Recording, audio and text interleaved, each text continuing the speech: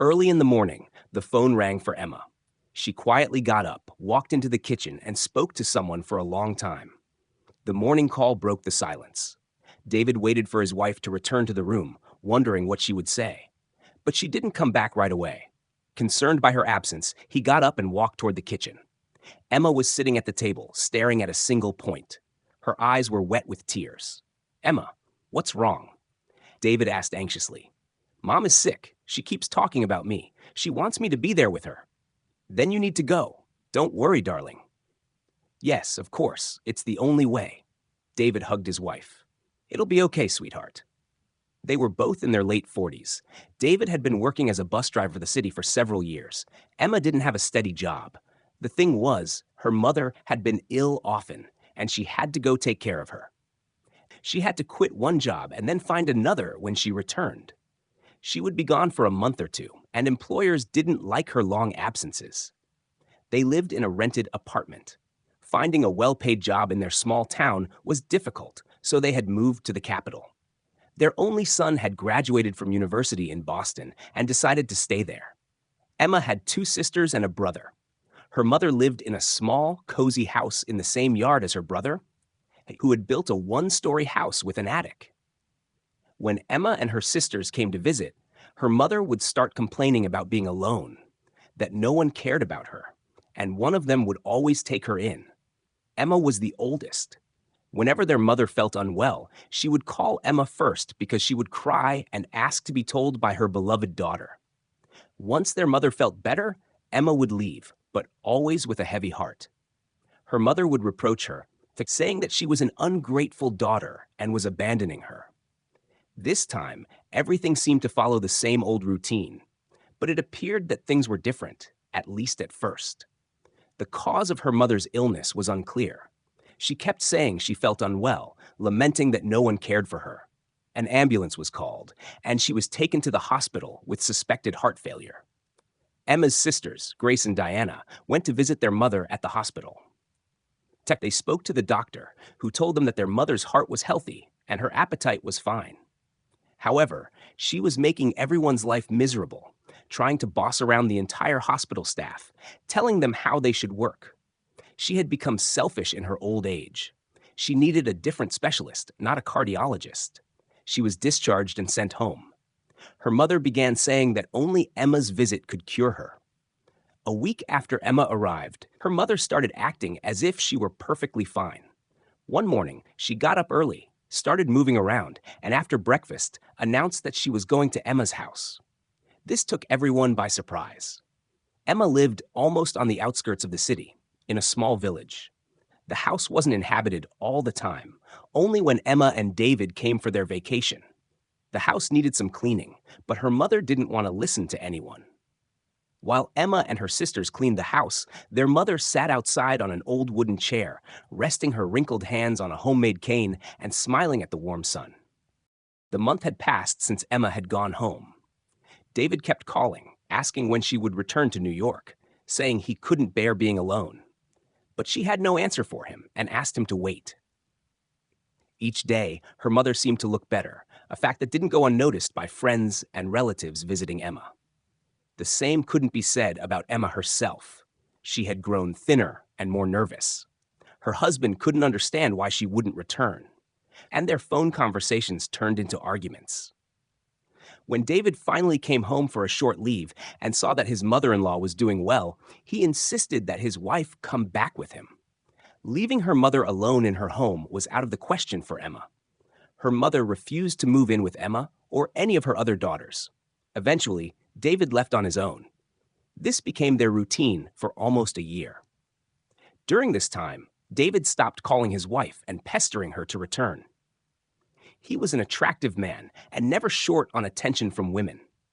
His wife's prolonged absence only added to the strain. Soon, rumors began circulating among the drivers at the bus depot where David worked, saying he had started seeing someone.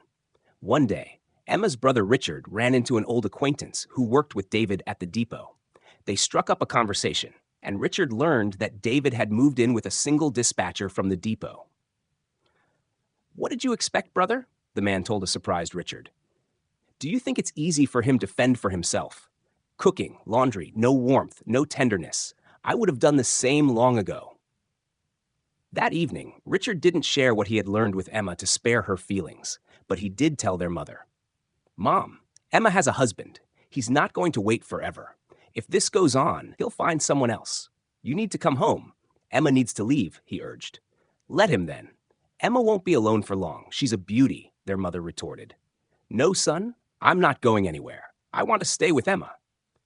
That's not an option, Mom. You've got your own home, Richard pressed. While you've been here, Diana, Grace, and Rachel have redone your rooms. New paint, cleaned rugs, fresh curtains. It's like a new place. You'll love it. Let's go home.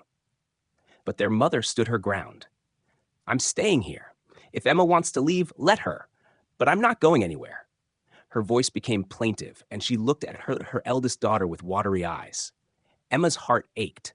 One more moment, and she would have given in, agreeing to stay with her beloved mother. No, Mom, she needs to go to her husband, Richard said firmly. Realizing it was pointless to argue, their mother reluctantly started packing. Diana and Emma helped her gather clothes into a bag. Their mother dressed quickly, her lips pressed tight, refusing to look at Emma. I'll stop by to say goodbye, Emma murmured. Her mother didn't respond. Outside, she paused, gazing over the yard before saying, Richard, I'll stay with Diana. She's alone, and we'll keep each other company. Richard threw up his hands, at a loss for words. Diana lived in a small apartment, and their mother, used to her spacious house with its garden, wouldn't last long there. But he couldn't force her to go home, so he let it go. As their mother left, she turned to Emma, bitterness in her voice. You've abandoned your own mother for that man, and I don't have much time left.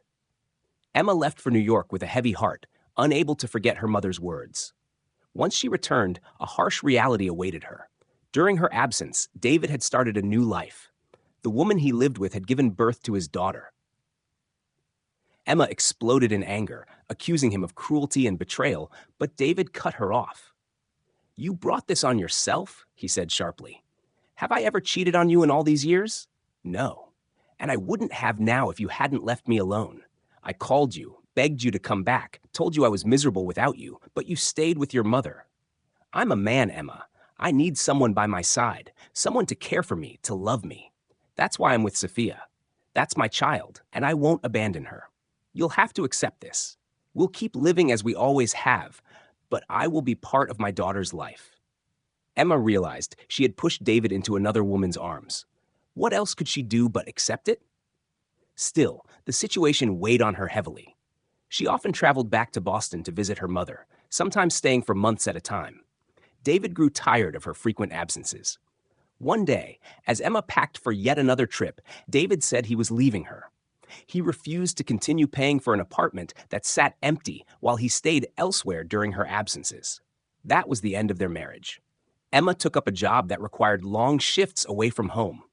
The breakup hit her hard. After finishing a work rotation, Emma decided to retrieve her belongings from David's apartment. They agreed to meet in a park near his place. Emma arrived early, sitting on a bench, overwhelmed with guilt for the role she had played in their separation. She thought about her mother, who had always overshadowed her. Emma's sisters could argue with their mother, but Emma had always been compliant, letting her mother dictate her decisions. It was that same dynamic that had ultimately driven David away. While lost in thought, Emma didn't notice a man approaching with a large checkered bag in one hand and holding a little girl's hand with the other. As they came closer, she recognized David. Her heart clenched. He had changed. He looked younger, more vibrant. David glanced at Emma, noting her sunken cheeks and tired eyes. A flicker of pity crossed his face. Hello, Emma. How are you? He asked gently. I'm fine, Emma replied, trying to mask her pain with indifference. And you? Is this your daughter? Yes, this is Marissa, David said proudly. A pang of regret stabbed at Emma's chest. David had always wanted a daughter and had hoped to name her after his mother. But Emma had refused to have another child, seeing it as an obstacle to her constant trips to her own mother. She had later regretted that decision, but it was too late. Taking the bag with her things, Emma said goodbye and walked away with her head held high. But after a few steps, she couldn't help herself. She turned around. David walked through the park, speaking to his daughter and pointing to the pigeon sitting on the back of a bench. Emma felt lonely and unwanted. She hunched her shoulders, her posture sagging. Shifting her purse to the other arm, she entered the subway. No matter how painful it was for her, there was no going back to the past. She had destroyed the family's happiness with her own hands. Sometimes, the choices we make in the heat of the moment can leave scars that time can't heal.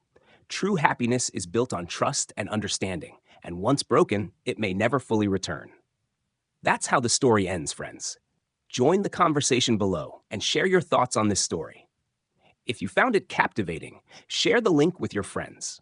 And don't forget to subscribe to the channel so you never miss a new story that will make your heart race. Your support inspires us to create more tales. Take care and see you next time.